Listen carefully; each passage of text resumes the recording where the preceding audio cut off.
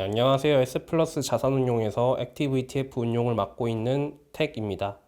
저희 코리아 대장장이 액티브 ETF의 12월 달 월간 운용 보고를 시작하겠습니다.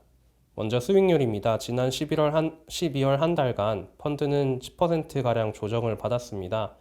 비교 지수인 대장장이 지수는 13.8%가량 하락을 했고, 코스피는 9.6% 하락하여서 코스피 지수 대비 0.5%포인트가량 하회하였습니다. 자세한 성과 분석 내용은 뒤에서 다루도록 하겠습니다. 펀드 투자 종목 정보입니다. 펀드에 편입된 종목의 내역은 저희 회사 홈페이지나 HTS에서 확인하실 수 있으며 매일 업데이트 되고 있으니 참고 부탁드리겠습니다. 다음으로 성과 요인 분석으로 넘어가겠습니다. 이번 달 펀드 성과에는 중국의 방역 정책 완화의 수혜를 볼 수 있는 기업들이 크게 기여를 하였습니다. 중국 정부가 점차 방역 정책을 완화하고 위드 코로나로의 전환을 준비하면서 관련 종목들의 주가 흐름이 좋았습니다. 먼저 성과 상위 종목부터 먼저 보겠습니다. 덴티움은 오스템 임플란트에 이은 국내 2위 임플란트 업체입니다. 스트라우만, 다나허 등 글로벌 임플란트 업체 대비 저렴한 가격 경쟁력을 기반으로 중국이나 러시아 등 신흥국에 빠르게 침투한 기업인데요. 중국은 한국이나 선진국 대비 임플란트 시술을 받은 환자의 비율이 현저하게 낮아서 중장기적으로 성장이 기대되는 시장입니다. 최근 중국 정부가 임플란트에 대하여 VBP 정책 도입을 결정하면서 주가가 부진했었습니다. 그러나 12월 달 VBP 도입 시 최대 입찰가 가이던스가 나왔고, 시장이 우려했던 것 대비 양호한 수준으로 발표되면서 불확실성이 다소 줄어들었습니다. 여기에 중국 정부가 방역 정책을 완화하면서 치과에 방문한 사람들이 늘어나 임플란트 수요가 늘어날 것으로 기대되어 긍정적인 주가 흐름을 보였습니다. 다음으로 파마 리서치는 리쥬란이라는 브랜드의 스킨 부스터를 제조하는 회사입니다. 스킨 부스터는 피부에 영양분이 될 수 있는 성분을 주입하는 방식의 미용기기로 리쥬란 외에도 시장에는 주베룩이나 엑소좀, 물광주사 등 다양한 스킨 부스터가 존재합니다. 파마 리서치는 미용 시장의 확대에 따라서 같이 성장하는 대장장이 기업이라고 볼 수 있는데요. 성형 시장이 메인이던 과거와 달리 보톡스나 필러 등 다양한 미용기기들이 곽광을 받고 있습니다. 리쥬란은 가격대가 비싼 편임에도 좋은 효과를 내면서 입소문이 퍼지게 되었고 국내에서 빠르게 성장하였습니다. 최근에 출시한 신제품 반응도 긍정적이고 중국으로 리쥬란을 수출하고 있어서 중국의 리오프닝 수혜가 기대되어 긍정적인 주가 흐름을 보였습니다. 다음으로 콘텐츠리 중앙은 드라마와 영화 등 방송 콘텐츠를 제조하는 회사입니다. 최근 디즈니 플러스나 애플 TV 플러스, 아마존 프라임 비디오 등 대형 OTT들의 경쟁이 심화되고 있습니다. 이미 성숙 시장이 되어버린 유럽과 북미를 넘어서 아시아 지역으로 글로벌 메이저 OTT들이 진출을 하고 있는데요. 이런 아시아 시장에서 한국 콘텐츠의 소구력이 높아서 국내 방송 콘텐츠의 수요가 최근 늘어나고 있습니다. 콘텐츠리 중앙은 수리남, 나의 해방일지, 재벌집 막내 아들 등 한국과 아시아뿐 아니라 전 세계에 성행하는 작품을 만들어내면서 콘텐츠 기획력을 입증한 회사입니다. 따라서 글로벌 OTT 시장의 경쟁 심화에 따른 수혜가 기대되는 대장장이 기업인데요. 최근 중국 내에서 한국의 드라마나 영화가 방영되는 등 한한령 해제에 대한 기대감이 높아지면서 펀드에 긍정적인 기여를 하였습니다. RF 머티리얼즈는 화합물 반도체용 패키지를 만든 회사입니다. 패키지라는 건 반도체 웨이퍼를 최종적으로 사용할 수 있게 보호 및 전기적인 연결 목적으로 감싸는 일종의 포장재라고 이해하셔도 될 것 같고요. 화합물 반도체에 대해서 말씀드리면은 최근 SIC나 겐 반도체에 대해서 들어보셨을 텐데 이들이 모두 화합물 반도체입니다. 우리가 흔히 반도체의 원재료로 알고 있는 실리콘과는 다르게 두 종류 이상의 원소로 구성된 반도체라고 보시면 되고요. 대표적인 화합물 반도체가 SIC와 겐입니다. 화합물 반도체는 실리콘 기반의 반도체와 다르게 고열이나 고주파 환경에서 잘 작동하는 장점이 있습니다. 따라서 전기차와 5G 통신망이 늘어나면서 수혜를 보는 대장장이 기업입니다. 최근 인도와 미국 등에서 통신 장비 투자가 늘어날 것으로 기대되면서 RF 머티리얼즈 역시 긍정적인 주가 흐름을 보였습니다. 다음으로 성과기업 하위 종목들을 살펴보겠습니다. 2차전지 소재 부품 종목들이 지난달 펀드에서는 크게 기여하였으나 경기 둔화로 전기차 구매가 줄어들 것이라는 우려의 영향을 받아서 이번 달에는 주가가 부진하였습니다. LNF와 LG화학은 글로벌 주요 양극재 제조사입니다. 특히 LFP가 주력인 중국 양극재 제조사와는 다르게 파나소닉, 포스코 케미칼과 함께 3원계 양극재가 주력인데요. 북미와 유럽 내 전기차에서는 3원계 양극재가 탑재된 배터리가 많이 납품되고 있으며 올해부터 크게 성장할 미국 시장에서 주요 양극재 공급사로 활약할 것으로 기대되고 있습니다. 다만 최근 경기가 둔화되면서 부동산이나 자동차처럼 내구재에 대한 수요가 많이 둔화되고 있습니다. 이에 따라서 전기차 구매도 줄어들고 양극재 업체의 주문도 줄어들 것이라는 우려로 인해서 양극재 업체들의 주가가 조정을 받았습니다. SKC는 글로벌 1등 배터리용 동박 제조사입니다. 동박 역시 양극재처럼 전기차 시장의 성장에 수혜를 받을 수 있다는 점에서 SKC 역시 2차전지 시장의 대장장이 기업이라고 할 수 있는데요. 다만 SKC의 주요 사업부인 석유화학 부분의 업황이 부진하면서 당분간 이익이 하락할 것이라는 우려가 있고 양극재 업체와 동일하게 동박 부문의 주문이 줄어들 것이라는 우려로 인해서 주가가 조정을 받았습니다.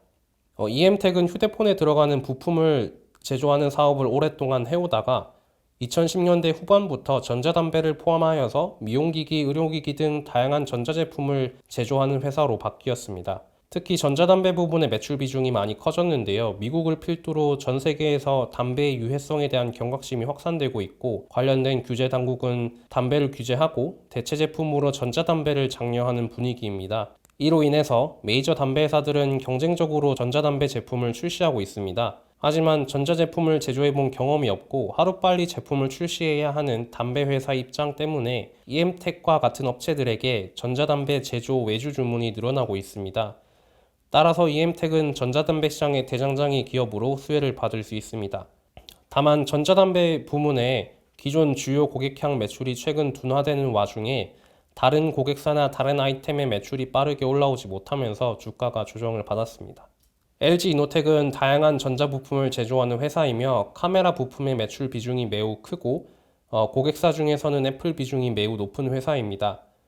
핸드폰의 카메라 스펙이 계속해서 상향되고 있고 자율주행으로 인해서 카메라 모듈의 수요차가 확장이 되면서 LG이노텍과 같은 업체가 수혜를 받을 것으로 기대가 됩니다. 최근 아이폰을 제조하는 중국 공장에서 코로나 확산으로 인해서 가동률이 크게 하락하였고 LG이노텍의 카메라 부품 주문이 축소될 것이라는 우려로 인해서 주가가 조정을 받았고요. 또한 경기 둔화로 인해서 아이폰 수요가 예전보다 줄어들 것이라는 우려도 역시 영향이 있었습니다. 다음으로 종목 비중 변화로 넘어가겠습니다. 이번 달 비중이 가장 크게 늘어난 종목은 덴티움입니다.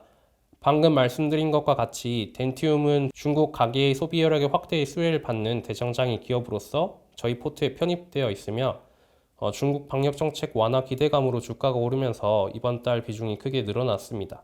그 다음 삼성전기는 MLCC 카메라 모듈, 기판 등 다양한 전자 부품을 제조하는 회사입니다.